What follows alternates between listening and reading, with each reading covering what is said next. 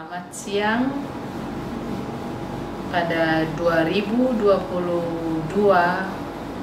Indonesia ditunjuk sebagai tuan rumah untuk acara G20 atau presidensi G20 Indonesia. Dan di dalamnya ada beberapa working group atau engagement group, dan kami masuk dalam engagement group yang kami mendapatkan surat keputusan atau SK dari Bapak Menko Perekonomian, Bapak Erlangga, yang menunjuk saya sebagai Chair Labor 20, dan saya dibantu oleh dua orang chair lainnya, yaitu Maria Emeninta dan Pak Rekson, serta satu orang expert, yaitu Sulistri. Perjalanannya memang tidak mudah, diawali dengan pertemuan-pertemuan yang memang pemerintah mengundang kita, lalu keterlibatan kita, lalu bagaimana kita memasukkan isu yang menurut Serikat Buruh adalah isu yang pas untuk disuarakan di perhelatan G20. Tentu saja kami akan membawa isu yang masih relevan, bukan hanya di Indonesia, tapi di seluruh negara-negara yang menjadi anggota G20 dan juga negara-negara lainnya. Kami pun bersepakat setelah melakukan beberapa riset mengangkat tiga isu prioritas, yaitu just transisi dan perubahan iklim, lalu jaminan sosial dan perlindungan yang universal, serta digital platform atau pekerja digital, serta perlindungannya, karena kami mengetahui bahwa tidak ada yang akan tertinggal. Melakukan ini enggaklah mudah, karena kami harus presentasi juga di hadapan pemerintah, dan pada akhirnya Serpa menerima isu prioritas yang diusung oleh KSBC dan juga dikonsultasikan dengan ITUC. Ada lebih dari 70 rapat atau pertemuan-pertemuan yang kami ikuti, dan beberapa kali untuk intervensi dari Serikat Buruh. Dan tentu saja itu tidak mudah. Apapun yang kami lakukan atau kami bicarakan, kami selalu konsultasi dengan ITUC, dan ITUC banyak sekali membantu kami untuk menyiapkan narasi-narasi atau position paper yang akan kami bacakan ketika kami diminta untuk melakukan intervensi. Lalu kami juga mengikuti beberapa pertemuan, dan puncaknya kami melakukan Labor Summit di Bali pada tanggal 10 sampai 14, yang diawali dengan side event, dan kami juga mendapatkan atau menyepakati sebuah joint statement dengan Business 20 yang diantaranya juga mencakup isu prioritas yang diusung oleh L20. Kita menyoroti bahwa tidak ada yang mudah kalau kita melakukan sendiri. Untuk itulah kami mengakui bahwa kesepakatan, inklusi, dialog, komunikasi terbuka, win-win solution, itulah yang kami lakukan ketika kami ingin mendapatkan sesuatu. Forum ini sendiri, kenapa harus ada L20 di forum G20, adalah perwakilan serikat buruh atau serikat pekerja di negara G20 yang nantinya kami membawa isu yang akan disampaikan di forum G20 ketika KTT Leader. Memang kalau ditanya untuk selanjutnya atau keberhasilan, itu adalah fungsi kita sebagai serikat pekerja, serikat buruh, yang memastikan apa tindak lanjut dari semua yang kita lakukan seperti di joint statement.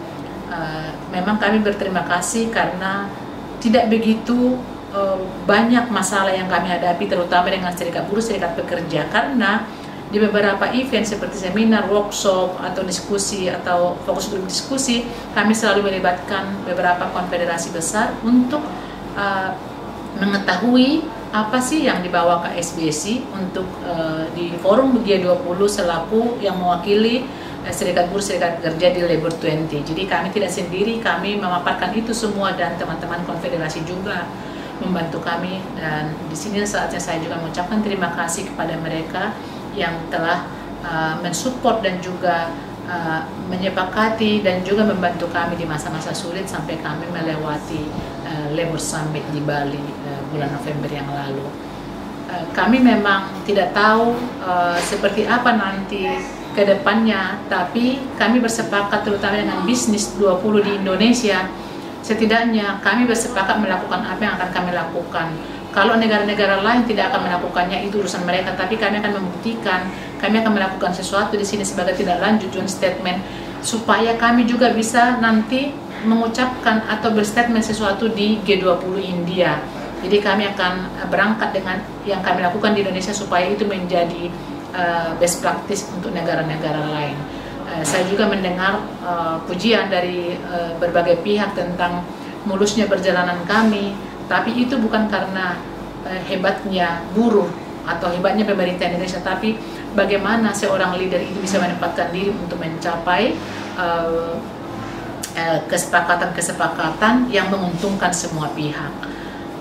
Kami bersyukur KSBSI didaulat menjadi chair untuk L20 di G20 Presidensi Indonesia, karena ini adalah sejarah yang kami ukir, karena kemungkinan besar G20 akan ada 20 tahun lagi di Indonesia, dan tidak akan ada yang tahu bahwa apakah KSBSI yang akan ditunjuk sebagai chair atau yang lain. Jadi ini adalah persembahan saya sebagai presiden KSBSI untuk KSBSI dan untuk Serikat Buruh Serikat Pekerja. Mudah-mudahan apa yang kami lakukan bisa diapresiasi dan bermanfaat bagi buruh tentunya. Dan kami berterima kasih kepada pemerintah kami, negara kami yang telah memberikan kesempatan bagi kami untuk berbicara secara demokratis, demokrasi di hadapan berbagai pihak, dan itu adalah sebuah keuntungan bahwa suara serikat pekerja atau serikat buruh selalu diperhitungkan di belahan dunia manapun. Demikian, terima kasih. Wassalamualaikum warahmatullahi wabarakatuh. Sebagai salah satu isu yang diprioritaskan oleh Labor 20 di forum G20 presidensi 2022 kemarin ini adalah tentang just transition, isu tentang perubahan iklim dan transisi berkeadilan. Ini sangat erat dengan kaitannya dengan salah satu agenda G20 untuk transisi energi. Dan bagi buruh, bagi KSBSI juga, bagi Labor 20 ini sudah sekian kali disuarakan supaya just transition sebagai tawaran keseimbangan dijadikan sebagai bagian dari konsep G20, bagian dari konsep negara Indonesia tentunya yang lebih penting lagi untuk level nasional. Dan ini momentum yang sangat pas karena sekarang ini menjadi program yang sangat besar bagi Indonesia dalam NDC dan long term strategy low carbon climate resilience. Pasca G20 ini juga ditindaklanjuti terus, dan sebagai hasil yang sangat besar dari Bali Compact kemarin adalah tentang JETP, kesepakatan yang dihasilkan yang namanya IPG, International Partners Groups, Jepang, Amerika Serikat, dan beberapa negara Uni Eropa sudah ada joint statement menyatakan akan mengucurkan 20 billion US dollar, sekitar 320 triliun rupiah untuk program early retirement PLN.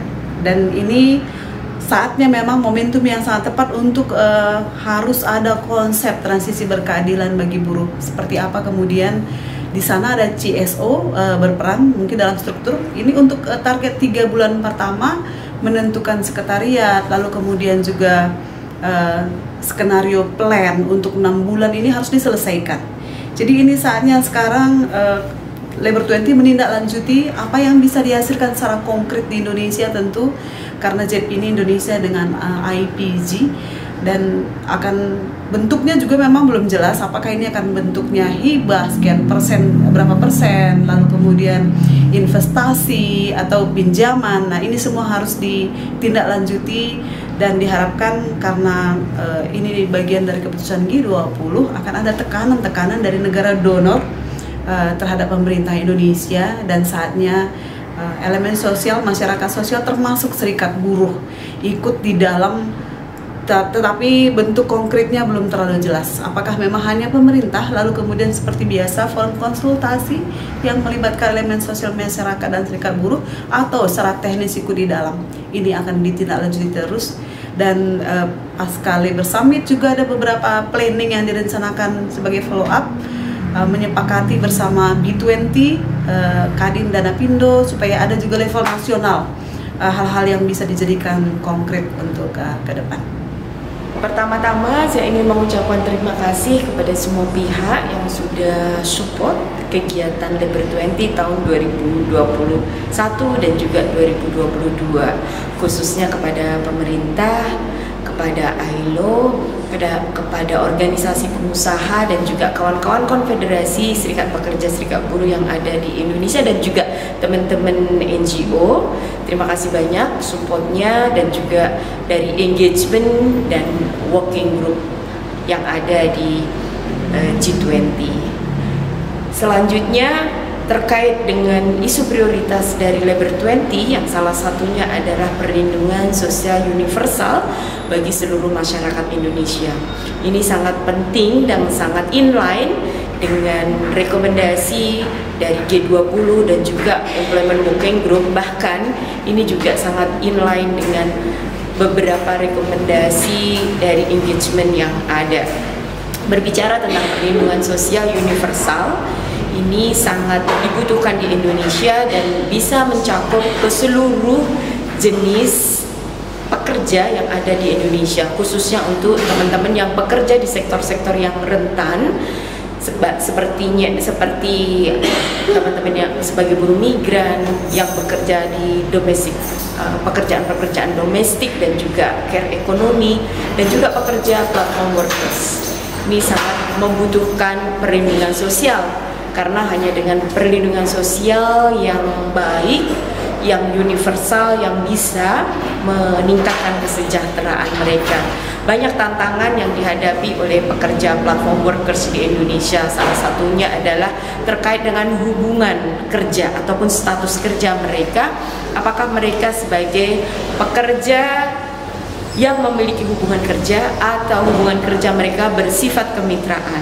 Nah, ini masih menjadi perdebatan di Indonesia sehingga belum terlahir perlindungan bagi teman-teman yang bekerja di platform workers.